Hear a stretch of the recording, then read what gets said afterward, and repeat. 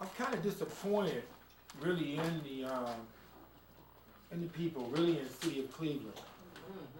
We needed your help, and we needed your help when we were out there fighting Cleveland Clinic. Your 1%, that's the power elite, and it was a disconnection with the people and us fighting Cleveland Clinic. We were fighting Cleveland Clinic because we know we needed to keep Huron Road Hospital open. From this area right here, if there's any trauma that happens, you have to transport the person to Metro Hospital. That's right. Wow. So we need people. So when you want to occupy something, it's about outcome measures. It's about doing things. So when you see there's an injustice in East Cleveland, then there's an injustice everywhere. That's right. So we were battling Cleveland Clinic. We needed to occupy in Cleveland right there to help us out. We needed people to be connected. Right now, there's an injustice that's going on. And we should have been down there. I was there when they were at the school board meetings, because you're right. When people are not educated, you can't read, you can't write, then guess what? It's a higher probability of crime because you can't compute. So they're talking about melting down the schools. No books. The power elite want you not to be able to read, right? And so you're able to compute. No books, no security there.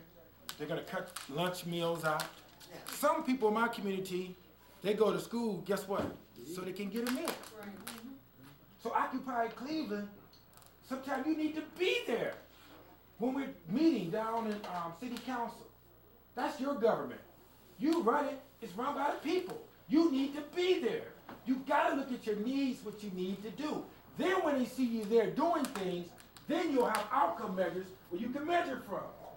But if you just stay down there downtown, occupying, then we see where you at, and then they can put you under a microscope. But if you're involved in the community, fighting for the people, then you will connect with the people. Then you will be connected, because then you are truly fighting for the people issues. And we really needed you when we were battling Cleveland Clinic, because you know what? Who sits on that board?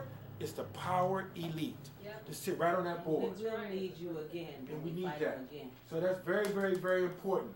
Let me say this, and I'll close down, because I like to practice what I preach. I've been down at Occupy Cleveland. Young man, know that. Matter of fact, I find out what you need. And then I don't like jumping in front of the cameras. I come down there, I bring blankets, I bring food. Some of the people, I just did it a few minutes ago, because I collected a lot of food and blankets, and I gave it to some of the people.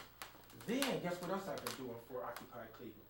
Introducing you to the churches, so that you can connect. We just met with C.J. Matthew last week, and the churches said they're going to support you, and I'll be with Jerry Tuesday, meeting with the Baptist ministers, so you can connect with the churches. So it's about needs, finding out what are the needs. Everybody have needs. Businesses have needs. People have needs. Safety needs. Food needs. Physical needs. Self-esteem needs. All those things very, very important. So it's about people finding out your needs to move forward. So I'm there. I just don't get on the camera and things like that. But this coming Tuesday at 2 o'clock, we will be on 131st Street in Shaw at Bright Star. I'm there at 2 o'clock. President. I'll be there with you. I'm with Reverend Hunter with Occupy Cleveland. You're going to be there telling your background history, your vision, what you're going to do, and how can we connect with the African American community. Occupy the Hood Cleveland will be there. All right, and that's 2 o'clock, this coming up, 2 p.m., this Tuesday. I'm going to say this, because I like practicing what I preach. And then I'll be quiet, and I got to go home and write some legislation. I like writing. In this neighborhood right here, I'm trying to connect Superior, Asbury, and Wade Park to University Circle. Okay? If you go, let me see, if you go down Asbury right now, you'll see new streets. We're rehabbing businesses, African American businesses over there, may I say, Rwanda. And we have a computer center there, right up from 111 to 115th Street. We have banners up there saying historical areas, so that we can pull people from University Circle to Wade Park and Asbury. Because University Circle, that's in my ward. Also, that's a lot of dollars, a lot of money there. Now, Superior. This infrastructure here is, we're resurfacing the streets, doing curbs, sidewalks, putting up new lights, signs and everything, and guess what? The workforce, 30% of them are are African Americans, and some of them are from this neighborhood right here. She knows that. A leader has to show people the way. We have people painting buildings. You see they're painting the buildings. Even if they're abandoned, you paint the buildings because that keeps crime down in the community. And then some people might want to come and to rehab the buildings. So we have that, that's happening, and we're bringing in money so that all kind of businesses, African American businesses, Arab businesses, whatever the case may be, they're resurfacing. We're going through a transformation of Superior. It's from 110th and Superior to 125th and Superior. And we have not one grocery store. We were in a food desert. Guess what? We have 2 grocery stores in our neighborhood now. 2 grocery stores in the neighborhood right now. We have Constantino's, which will be on 115th and Euclid. And we have a Save-A-Lot, and we have a Foreman Meals right over there where the old top site is at. And guess what? 21 people are working on that site, and 1/3 of the people are from this neighborhood right here, working on that site, African Americans, so that they can take care of their families and take care of. If you go up there to that site right now, you'll see African Americans working up there at that site as well. Foreman Meals is going to hire 80 to 100 people in our community. Foreman Meals. Charlie was there. I have over 500 people to attend. Their niche is like Value City. I went to Detroit and pulled them in to be in my neighborhood. They're going to blow this whole neighborhood up. Nobody have written about them. They don't even know this group.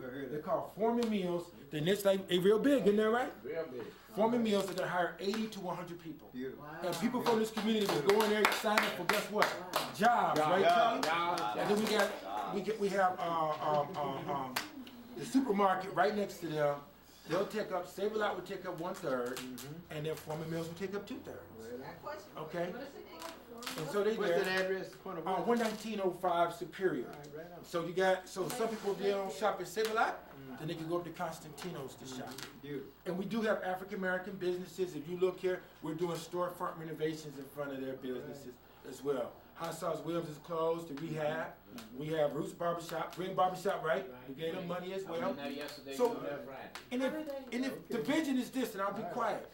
If Superior is clean and is bright and is new and people can shop here, then people will come from University Circle, and then I can get my people jobs, and guess what? Then crime will go down because you have less idle hands. Absolutely.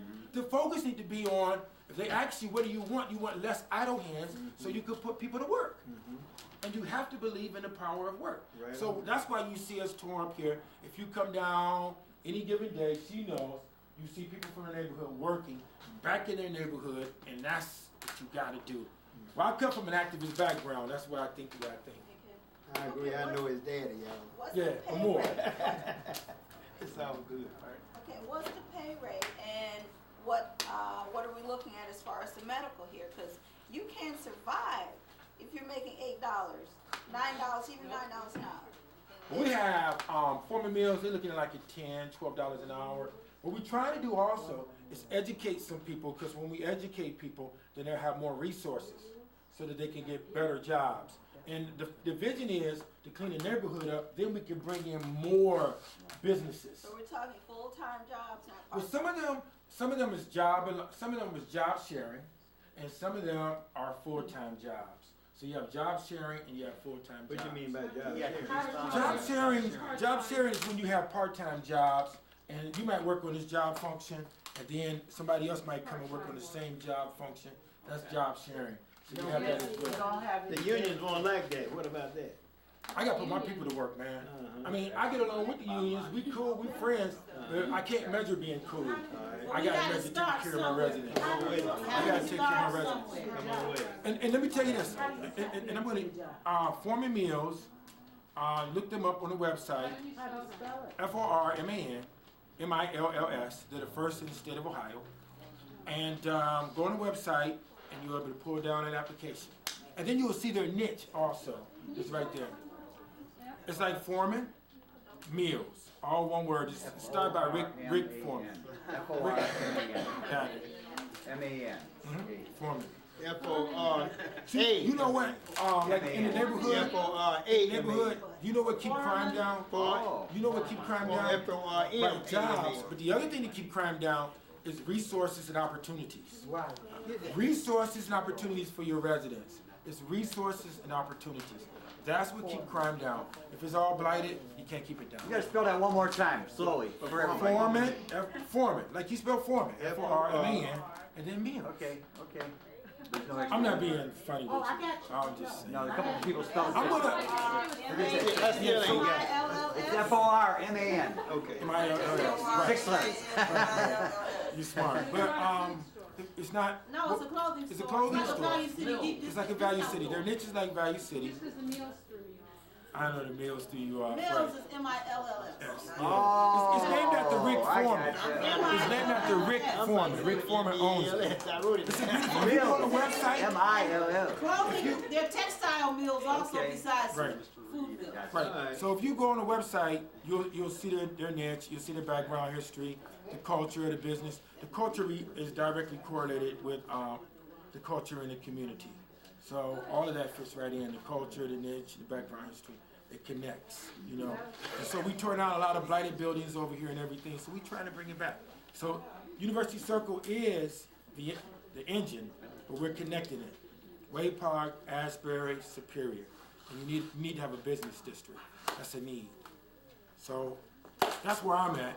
But I'll continue to work Occupy Cleveland. We're looking at 2 o'clock at Bright Star Church site. Yes, at 2 p.m.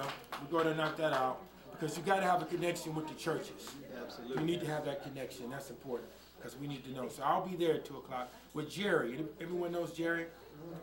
But Jerry calls me up. He's connecting it because you guys are doing something on December 10th. Some kind of Oh, march Jerry or something. Gordon. You're talking Yeah, Jerry Gordon. Yes, Jerry and I have been working together. Jerry Gordon. I don't want to take up all the time.